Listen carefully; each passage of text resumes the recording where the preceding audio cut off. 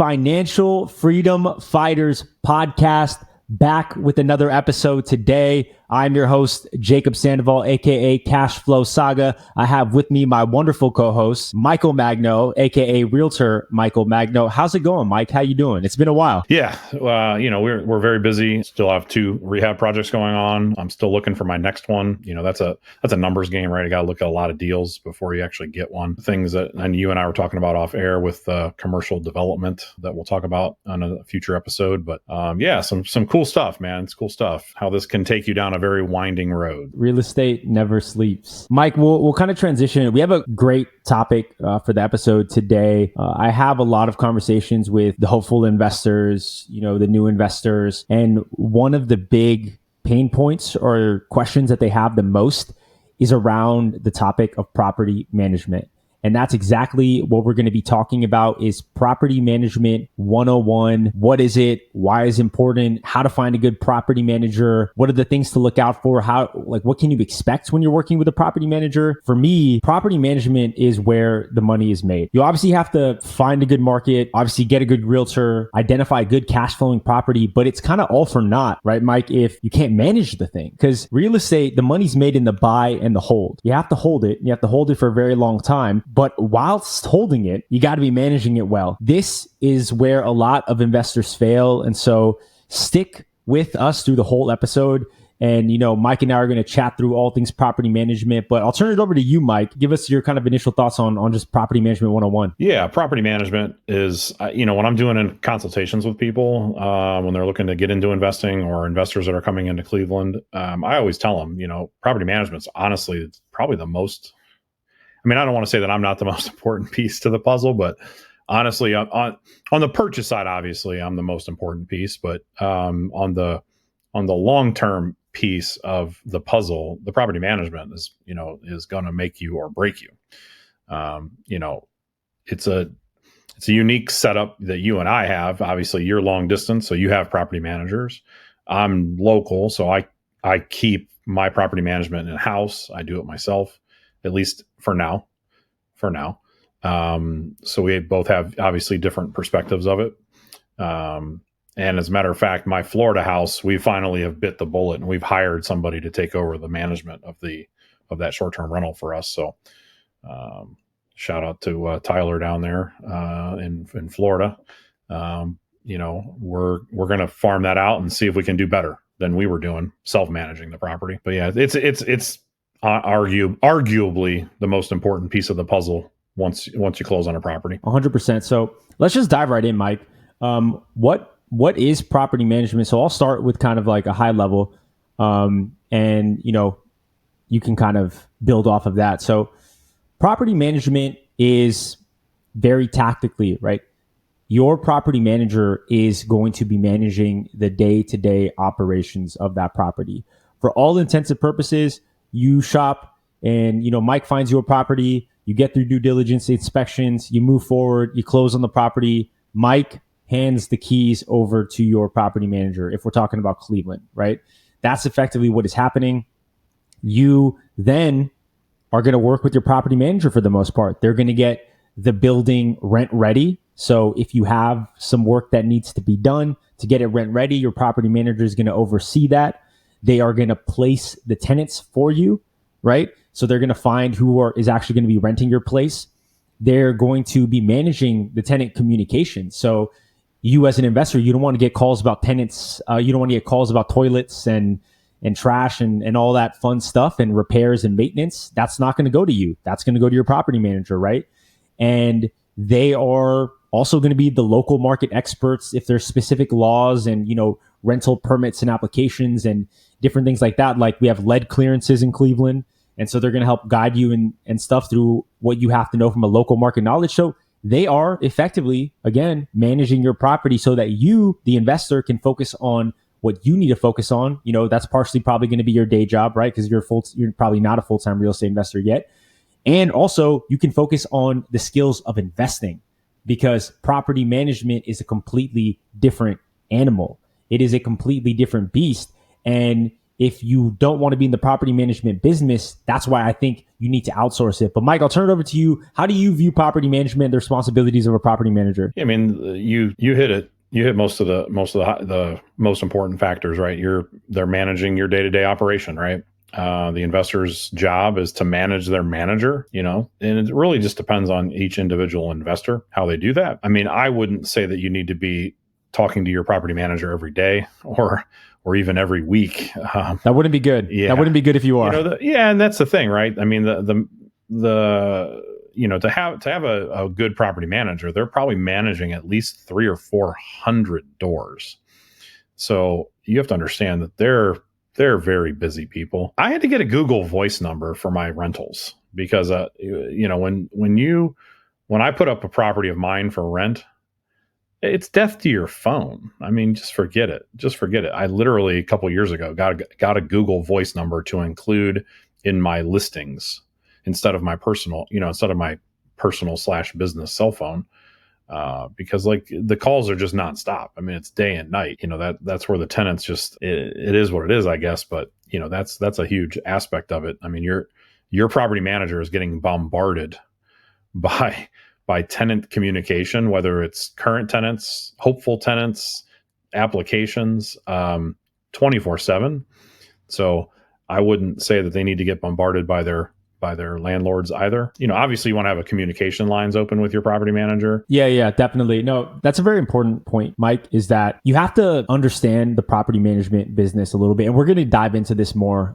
But Mike spoke a little bit about the scale that you need to operate to be making money in the property management business. It is a low margin business. So it is about accumulating as many units as possible to reach those economies of scale. And so property managers are managing a very large portfolio. So unless you're an investor that has a lot of doors, you're just kind of one client among many clients. And so that's just like good context for you to have as an investor. But also too, Mike, would love your thoughts on this, but property management is kind of a thankless job, right? Because at the end of the day, if nothing is going wrong with the property, that's kind of the baseline. That's kind of your expectation as an investor, is that nothing is going to go wrong with the property. And, that's what you expect. But oftentimes property managers have to be the bearers of bad news, right? Because you're a new investor. So you probably don't know this as well, but nothing ever goes according to plan in real estate. Nothing ever goes according to plan, especially that first year.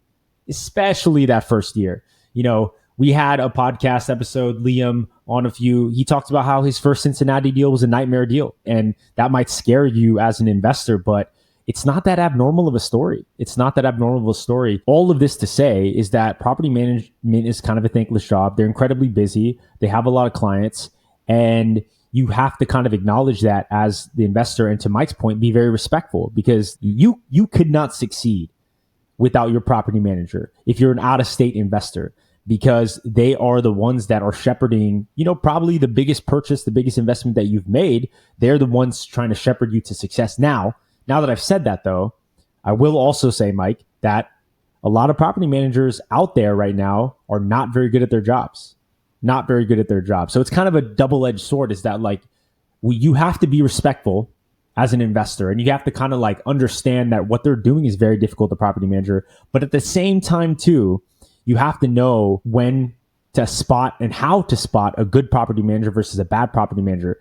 And Mike, I'll turn it over to you, but I mean, you probably heard the full gamut of things, property managers stealing, property managers just negligence, not filling units fast enough. You probably heard all of it, but what are your kind of thoughts on that, Mike? Yeah, I mean, I hear and see it all. I hate to bang on, and then I won't name the property management firm, but I recently listed and got a property under contract for a person. He's a California based. He came to Ohio, low cost of entry, first time investor, didn't find me right away. And he got duped. He bought a property from a turnkey provider, right? Turnkey provider. There they go again. Those damn turnkey companies. Turnkey company. Turnkey company came with a property manager, right? And we found out later the property manager that was managing his property wasn't even licensed, wasn't even a licensed property manager. So this particular client, I mean, he contacted me probably, I'd have to go back and look at my CRM, but it's been at least a year and a half ago is when he originally contacted me about selling his property, because that's how poorly it was going for him. But yeah, I think it was still, because we were still under some COVID restrictions. Because what happened is he connected me with the property manager. I told him that I needed to see the property. So I coordinated with the property manager to go visit and tour the property, which then of course made the tenant very skittish. And then the tenant stopped paying, right? And then the judge wouldn't evict her. And then the property manager was screwing it up because she wasn't going to court. But I think the reason she wasn't going to court because she wasn't licensed, which she would never admit to the investor. It was a mess. It was a mess. So then I did get him hooked up with a different property manager for his location, and they came very, very highly recommended. I had never worked with this property management company before, so I didn't know them. So I couldn't say good, bad, or otherwise. And they helped him through a difficult time because they actually got the tenant evicted. It took them like 6 months, but they got the tenant evicted. They helped him then renovate the property because the tenant left the place trashed. And then on top of it, they then couldn't get it rented because he had called me a couple months back and said, "Hey, Mike, I think I'm going to give this one more go." And I respected his decision, right? Like I had poured a lot of time and energy into him, but I knew at the end of the day, like if he ever went to sell the property, likely I would be his call. Well, fast forward to about 3 weeks ago, the call comes. "Mike, I'm just done. They've had it listed for rent for like 8 weeks and nothing." So I Googled the address, and that particular property manager doesn't use the MLS. So it was not in the MLS. They only had it on Zillow. They had it with like 5 really crappy pictures, and the pictures it was terrible. It was terrible. And I felt really bad. So, but, needless to say, we actually got the property professionally photographed, even though it was a lower end property, listed for sale. Within 2 days of him calling me, I got it listed for sale for him. And then we were under contract the first weekend. But that story, the property management side of that story is somewhat of a cautionary tale. First of all, he went with the turnkey company, and, we still have to do that episode on turnkey teardown. But he had the property manager, wasn't even licensed, couldn't evict the tenant, which is a nightmare scenario. And then he found another property manager who at least helped him usher through the eviction process, getting it rent ready and things like that. But then they couldn't find a tenant, which is the core job of the property manager, is helping you find a tenant. And, if you are an investor who has made this investment and you're all the way in California and you have that mortgage payment that's starting to hit and you don't have any income coming in because your unit is vacant, that's when the anxiety sets in. That's when the doubt sets in. That's when the fear sets in. And if you can't have a property manager that's going to perform, then you either got to fire him, find a new one, or you got to, unfortunately, this person exited, and I don't know if they're getting back into the real estate game, but that's how much of a thin margin there is in like success with property managers, because I know that there could be some managers that would get that place rented out quick. You know what I mean? Like Cleveland, the rental market in Cleveland is healthy. It's strong. If you have a good, clean, affordable place in a good area, it should not take 8 weeks to rent that place out. Absolutely not. That house shouldn't have sat vacant. They shouldn't have sat vacant. It was a nice enough house. They overpriced it. Exactly. And so like all these little decisions, right? The pricing, where you're supposed to list it on, right? They should be putting it everywhere. The professional photos, right? Like this is all base level stuff. Your property manager should know all these things. And when you're interviewing property managers, which we'll get in the questions that you need to ask, you need to suss out like, hey, do I have confidence in this person? Because let me tell you, my first property ever purchased, I've talked about this a lot, is in Portland, Oregon. And I had no experience in real estate whatsoever. I didn't even really like understand the concept of real estate investing, at a deeper level. I bought a house that I was supposed to be my primary, turned it into a rental, and then I got a property manager. I didn't even do due diligence. I just got the property manager that my realtor recommended to me in Portland, and they got the place rented out in like 4 days. One, I probably priced it too low, but they rented out 4 days. They did everything, right? They got the place rent ready. They found the tenant.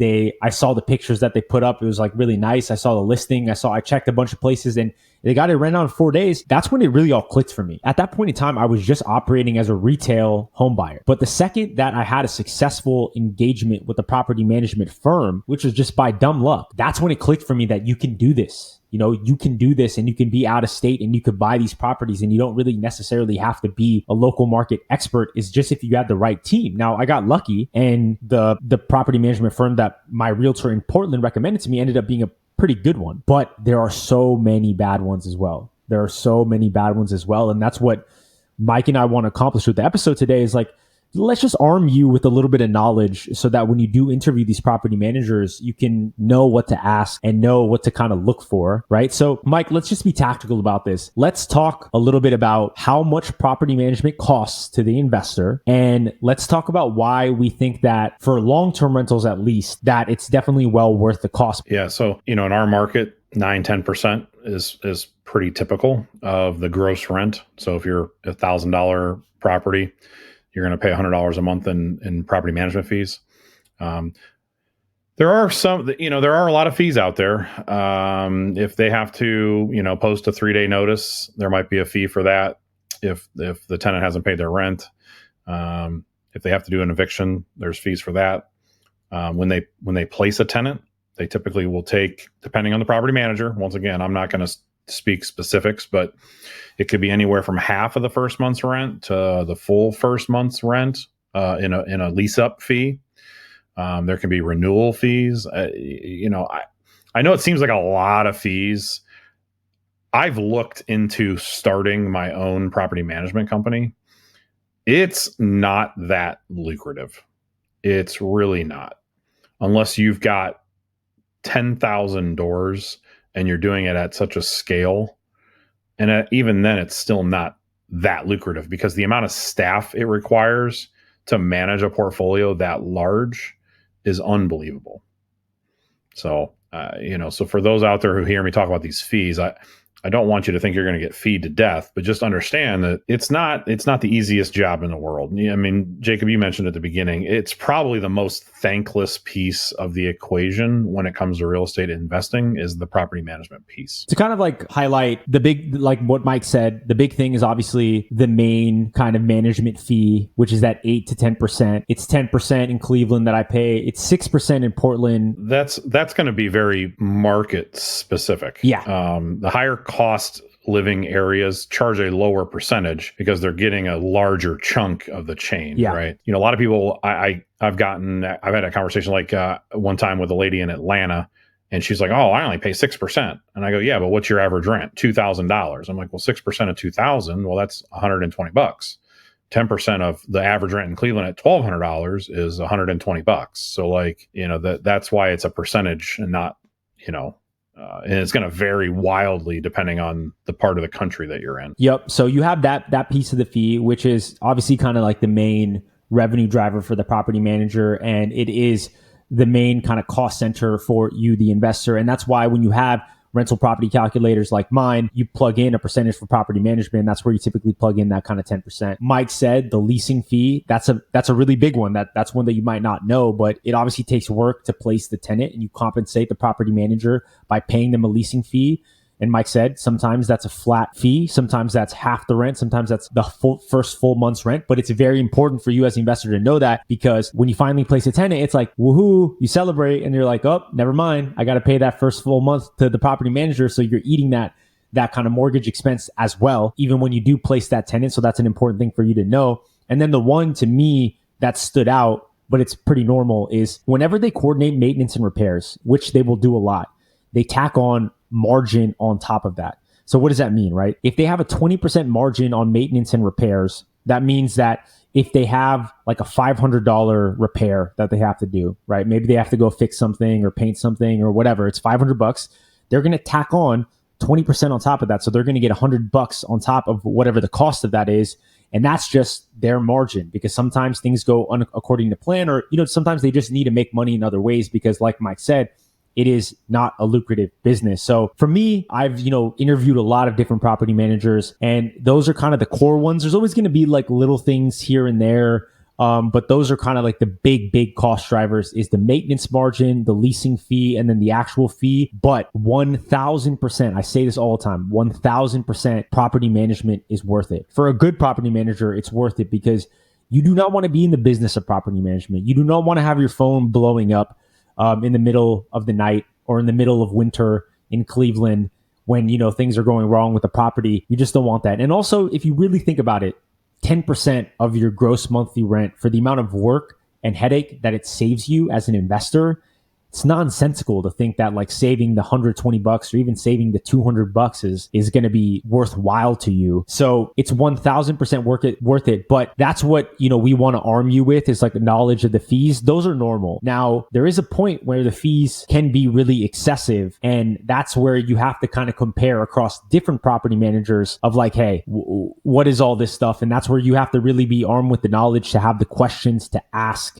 hey, what is this fee for? Does it make sense? Is it justified? But anyway, those are kind of the big three. We'll kind of move on to the next question that I have here, Mike, which is in your view, at what point should the investor be trying to find and work with a property manager, right? Because let's say you found Mike and you're talking to Mike and you don't have a property under contract and you are hunting for deals and things like that. Property managers are incredibly busy. In my view, I don't think a property manager necessarily wants to waste time on someone that hasn't even landed a property yet because they're busy with a bunch of people that do have properties already, right? So I guess in your view, what is the right rules of engagement here to be respectful of a property manager's time, but also at the same time, a property manager that's helping you with the acquisition piece is massively helpful. So Mike, what do you think about that? So it depends. You want to engage them sooner rather than later. I would say somewhere between the time we start making offers to the time, I mean, obviously by the time you close, but sometime after you're making offers and then before you close, you really need to have that lined up.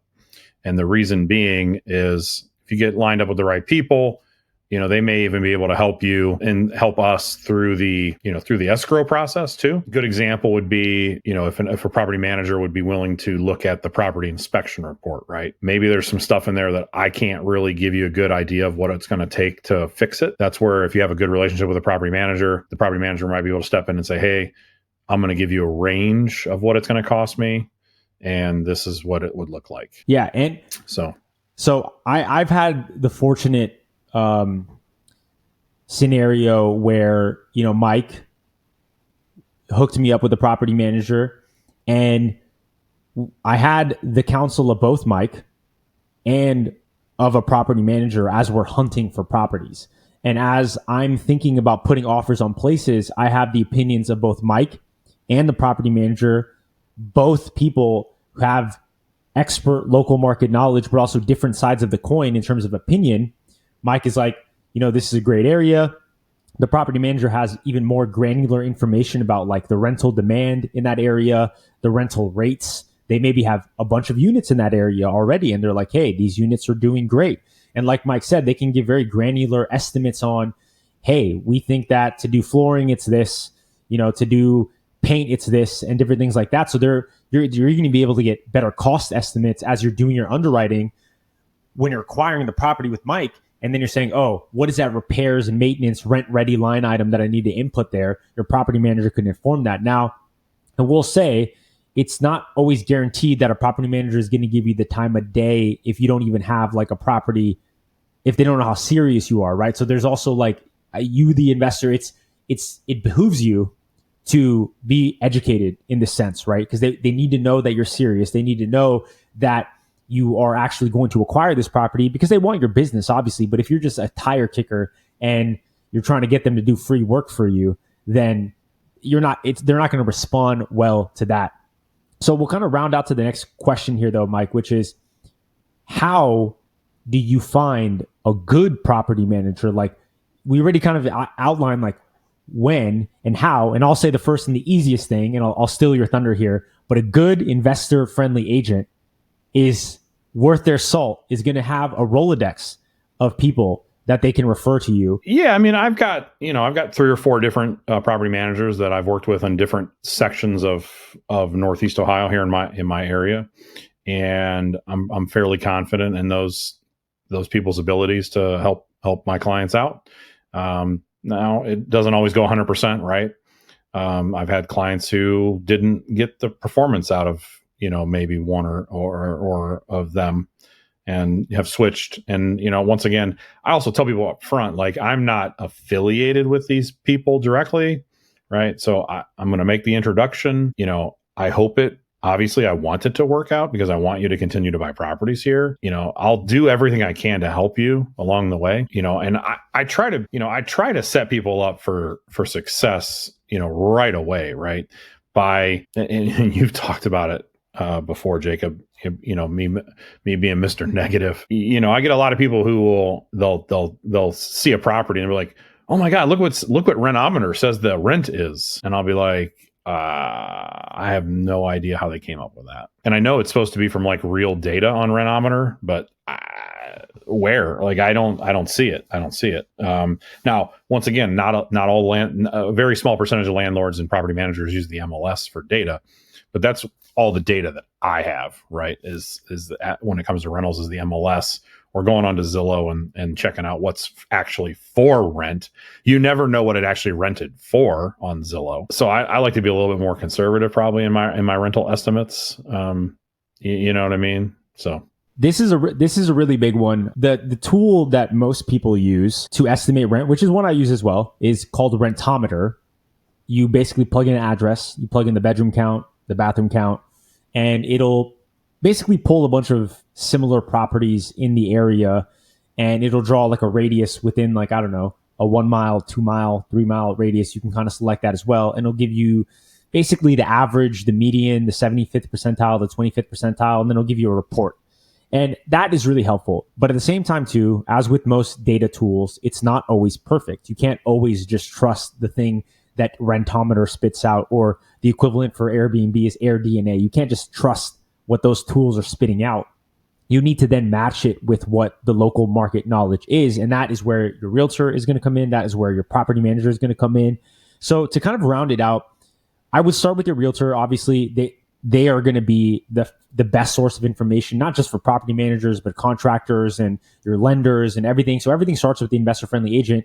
If they don't have property manager contacts, I would find a different agent. No, I'm just kidding. You can also talk to other investors in the market. I've talked to a bunch of different investors, and the biggest source for a lot of their property managers came from investor referrals. And so that's another good source too. If you go on the Bigger Pockets forums, or you just know other people that are investing in that market, I would speak to them, because a realtor is going to have a perspective, but an investor who was actually a customer or a former customer of a property manager is going to have a completely different perspective. They might have different things to say, right?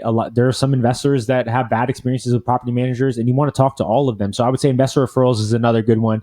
And then lastly, if you don't have that, then just go to the good old Google. You want to have a property manager that at least has like somewhat of a track record and somewhat of a presence online and good reviews and things like that. So common sense. So either a realtor, investor referrals, or Google. I think that is perfectly useful. Now, to keep it moving, Mike, if you're interviewing a property manager, what questions should they be asking the property manager? I would ask them, hey, is this the type of properties that you typically would take on? Neighborhood too, like ask them their opinion of neighborhood, because you want the property manager to want your property, right? Because if you hire them and then they really don't want your property, then they're not going to put probably a whole lot of time and energy into the property. So it goes hand in hand. I mean, that's why I tend to be a little bit more forceful now in my career with people that, find these $50,000 properties on Zillow and want to invest in those properties here in Cleveland. And I tell them, those are places that I don't drive through without my Kevlar, and, once I tell them that, they're usually like, oh, really? I'm like, yeah, really. Because here's the thing, right? Like, yeah, you can buy $50,000 properties here all day long.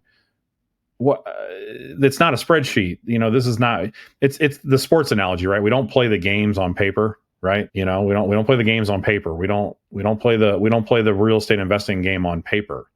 It's real life. And I've got more stories about bad things happening to good investors by investing in really bad areas because they got bad property management. And if it's a bad area with bad property managers, what's the tenant pool going to be, right? Like, we can do some standard deduction here of what's going to happen in that neighborhood, right? So you're either going to get no tenants or you're going to get the tenants that you don't want. yeah, or really bad, you get the tenants you don't want, the ones that broke in and squatted, right? So, but yeah, that's the biggest thing. You need to build rapport with the property manager, and then also finding out, are they in a position to even take you on as a client, right? Like you don't know. So some of the questions that I like, and a lot of these are going to be common sense, but it's good to kind of like speak about it. It's like, how long have you been in business? And a lot of these property managers have been in the game a long time, but that's not necessarily the case. And that's not necessarily a bad thing. I actually don't think it's a negative thing for somebody to be a new kind of up and coming property manager if they have the hunger and they have the grit and they have like the knowledge. Because, to be honest, a lot of these property managers that have been doing it for a really long time, their tools and their systems and their processes are all outdated, right? And they're kind of like moving dinosaurs. And there is a lot of new technology in the property management space that is super helpful. So I don't think it's a bad thing, but you should know, how long have you been in business? How many units do you manage, right? Like Mike said, to actually be profitable in this business, you have to have like 300 plus units. If this property manager has like 50, are they even making money, or are they just trying to like take any client that they can? You know what I mean? So like you should have a sense of the scale of the operation. How big is it? How big is the team? Is it a one-man band? Right? Is it a one-man band and they're doing everything and they're running around like a chicken with their head cut off and they like barely are staying above water? Is that the operation that you want to be a part of? Or is it a whole team that has a leasing department, a maintenance department, an accounting department? Do they have all of this stuff, right? You should know that. And I'm not saying it's bad to be a part of a one-man band necessarily, but it's all things that you should know. How big is your scope of market that you foresee, right? Like, is it all of Cleveland? Is it a specific part of Cleveland? Do you also do Akron? Like, how far do you go, right? Because that is their span of control also is really important, because maybe they do take on something in Akron, but you're the only one that's in Akron. They don't have the team down there. They don't have like the contacts, the resources, the infrastructure down there. And you might be just like in no man's land, and it might take forever to get your tenant, your units rented out, your units fixed up and everything like that. So you have to know these things. Obviously, we talked about the fee, so understand their fee structure, which they'll outline in the property management agreement.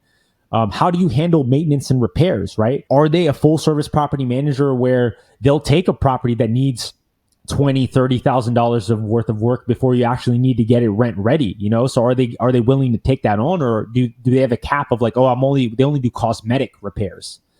If they only do cosmetic repairs, then you can't be buying a fixer and handing it over to your property manager. They're going to be like, we're not going to take that on. And lastly, what tools and software and what reporting can I expect that as an investor? Your property manager should be sending you monthly reports. They should be keeping track of receipts. They should be sending pictures when renovations is done. There should be a minimum threshold where you need to approve. Like for mine, it's $500. If anything costs more than $500, I need to approve it. Anything less, use your best judgment. But you need to understand the rules of engagement with the property manager.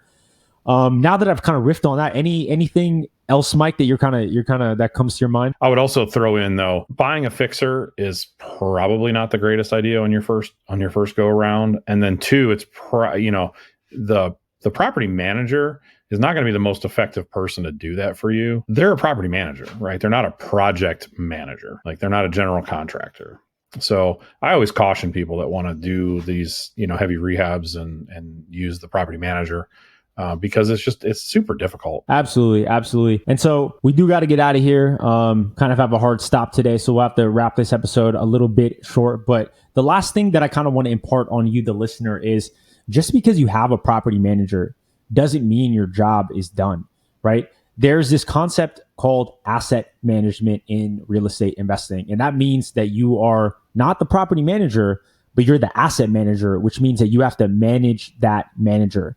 And you should be reviewing all your statements. I look at all my statements religiously every single month because I want to make sure that I understand how the property is performing. If I have $1,000 of receipts from Home Depot, I got to know, what did I spend $1,000 on, right? I know we had a unit turn, but is $1,000 reasonable to spend at Home Depot for a unit turn? I don't know. I need to talk to my property manager about that, right? If you're seeing expenses pop up, you have to hold your property manager accountable and say, hey, I think we spent too much money on this unit turn, and you have to let them defend the reasons why they made the kind of elections that they made, but you have to hold your property manager accountable for performance. If you have turnover after turnover. Here's another insight. If your tenants are leaving every single year, right? They're not renewing their leases. You're not going to succeed in the real estate investing space.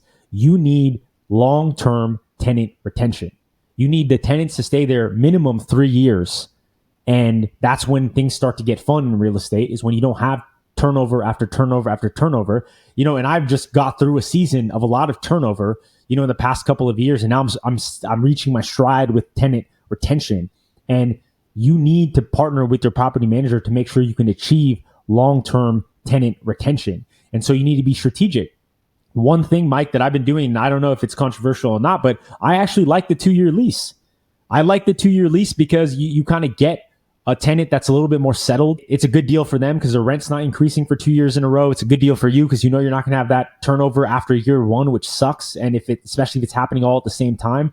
But maybe your property manager would advise against that, but you have to have those strategic conversations with the property manager, right? When's the right time to upgrade the unit? We had old carpet, and underneath we had nice hardwood floors that need to be refinished. It was going to cost like $3,000 to refinish the hardwood, but I was talking to my property manager. He said, I think we're going to be able to get a lot more increased rent because nice refinished hardwood floors are really attractive in the market. And so we did, and we were able to get the rent a lot higher even than we initially thought. So like those are the strategic conversations you have to have with your property manager, but that all comes down to asset management.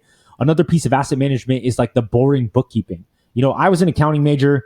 I kind of like bookkeeping because I like keeping things in order and I like understanding in detail the financial performance of my property. And if you don't like that, then you have to have a bookkeeper, but you have to be keeping your books every single month. You have to know, what is my revenue? What is my expenses? What is my cash flow? I cannot tell you, Mike, how many real estate investors I meet that don't do their bookkeeping for their rental properties until tax season. And the whole time they're flying in the dark. And to me, that's crazy. You have to know how your properties are performing because you can't know if you need to pivot. You can't know if you need to fire your property manager, right? You can't know any of these things unless you know specifically what the cash flow is. And so that's like the last thing that I want to impart on the listeners, Mike. We have about a couple minutes left. Do you have kind of parting thoughts on property management 101? Yeah, I mean, you hit a lot of the great points. Something that I emphasize with people all the time is the killer of cash flow is turnover, period. It's not 1 month's vacancy when you first buy the property, okay? And I tell this to people all the time. If you come to me and you want to buy a single, let's just say we start with the very basic single family rental, $120,000, right? You're going to put 25% down or whatever. If you can't float that $800 mortgage payment for a month, 2 months tops, while you get yourself set up, this is probably not the game for you. You know what I mean? It shouldn't take that long. It really shouldn't. But what I'm getting at is you want the right tenant. Yeah, 100%. It's not rocket science, but it is incredibly, incredibly important. Find a good property manager. Don't be afraid to fire one if you have a bad one, because good ones do exist. You just need to do a little bit more work to find them. I think that's the episode for today, Mike. I'm Jacob Sandoval, your host. You can find me on all socials at Cashflow Saga. He is Mike Magno. You can find him on all socials at Realtor Michael Magno. We are the Financial Freedom Fighters podcast. We will see you in the next episode. Peace. See ya.